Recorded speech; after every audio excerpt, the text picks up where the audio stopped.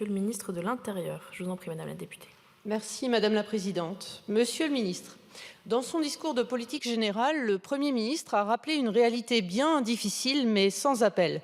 Nos policiers, gendarmes, pompiers, militaires, de ceux qui font beaucoup avec peu, assurent notre sécurité dans des conditions toujours plus dangereuses. Les mots ont été rassurants pour nos forces de l'ordre. Il y a une confirmation de la création de nouvelles brigades de gendarmerie, ainsi qu'une réduction annoncée des procédures administratives afin d'augmenter leur temps de présence sur la voie publique.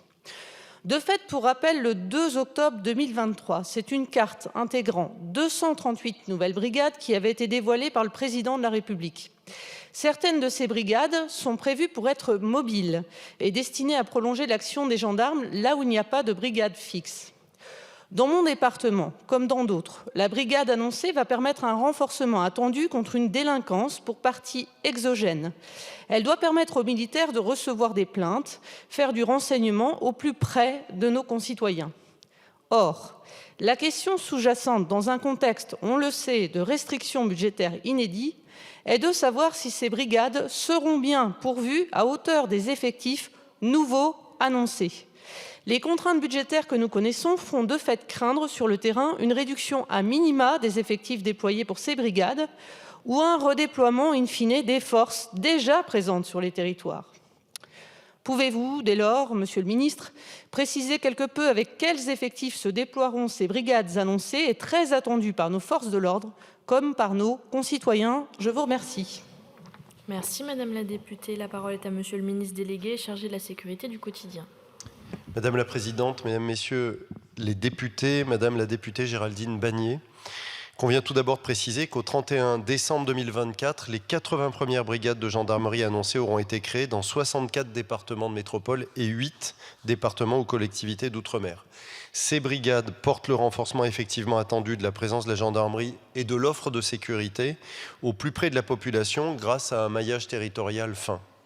Conscient des attentes fortes portées par les élus, je vous assure de la volonté du ministère de l'Intérieur de tenir les engagements pris et de mener à bien la création des 159 brigades restantes selon des conditions et un cadencement compatibles avec la situation budgétaire. Le processus de création de nouvelles brigades se poursuivra en 2025 et le ministre de l'Intérieur, Bruno Retailleau, a demandé à la Direction générale de la Gendarmerie nationale de lui faire des propositions en ce sens qui soient compatibles avec la nécessité de maintenir et maîtriser les équilibres fondamentaux des finances publiques.